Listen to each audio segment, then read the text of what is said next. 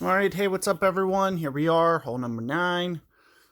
Take a look at this one. It looks like the last two par 5s we've had straight winds down.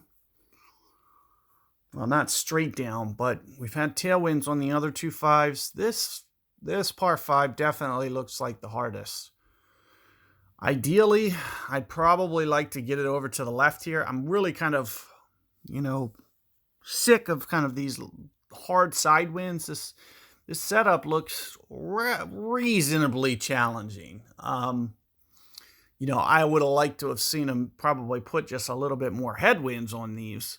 But aside from that, it's a reasonably challenging setup because it looks like from what I'm seeing on this course, they set it up to where you're going to have a lot of really, really challenging side winds, especially if you try to take, the shortcuts and try to get up a little bit closer. It's really going to disadvantage you usually and give you a side wind almost every time on the par 4, par 5. I do recommend going to where my opponent just did, and you can see that I have the royal ball here. Thinking something along the lines of this. I'm trying to get this up kind of as far as possible. So if this is where my extension is, I'm going to definitely do some sort of overplay, pull up towards max. I would typically go almost 8 rings. I'm going to go 9 here.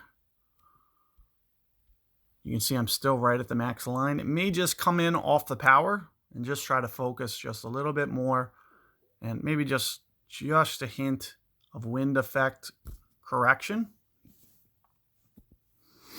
And I'm just trying to back off the power more so to try to make sure that this stays in the fairway. But I do want to get down as far as possible. And it looks like, going full there could have been just a little bit more advantageous. I did want to make sure that it stopped, too.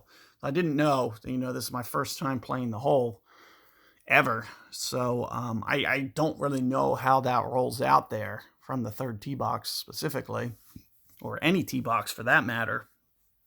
So I did want to make sure that it wasn't going to, run out into that rough or anything. But it looks like, I could go full throttle there, which is, if you feel confident with your game, something that I probably am definitely going to recommend to just try to blast it down there, get it as far as possible. The farther you get it down there, the better angle you're going to create to make this shot easier. We typically don't want to have to do this safety route. You can see that's what my opponent's doing here. This is essentially just saying, you know what, I'm just going to take the eagle. Because this probably isn't, it's not something you're going to be able to consistently be able to, have dialed in to where you're going to be burning the edge every time when you're doing full curl. So ideally, we're going to get it down here, be able to look at, give ourselves a look at least.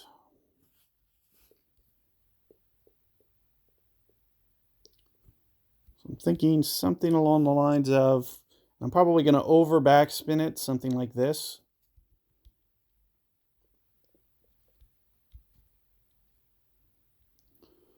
And we're still going to use some curl. Keep in mind at the max line here.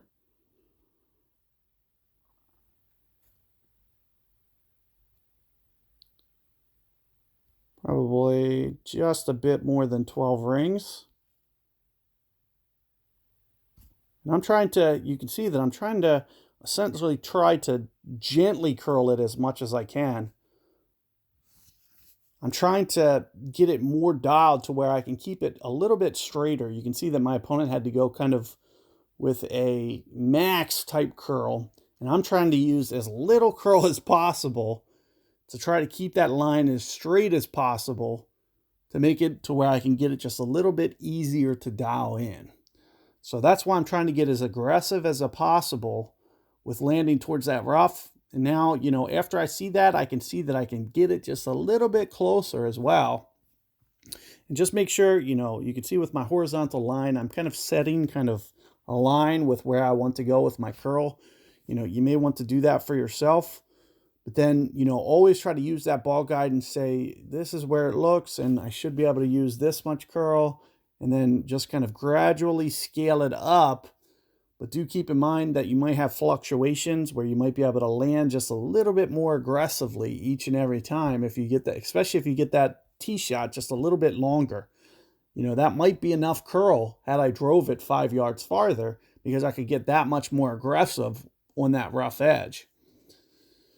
So, you know, keep all of that in mind. Good luck with your rounds. And, you know, I'm going to put together a free-to-play guide. So if you're looking for Kingmaker Berserkers, I'm going to have you, you know, covered. I'll go over all the holes with Kingmaker Berserkers, mostly Kingmakers.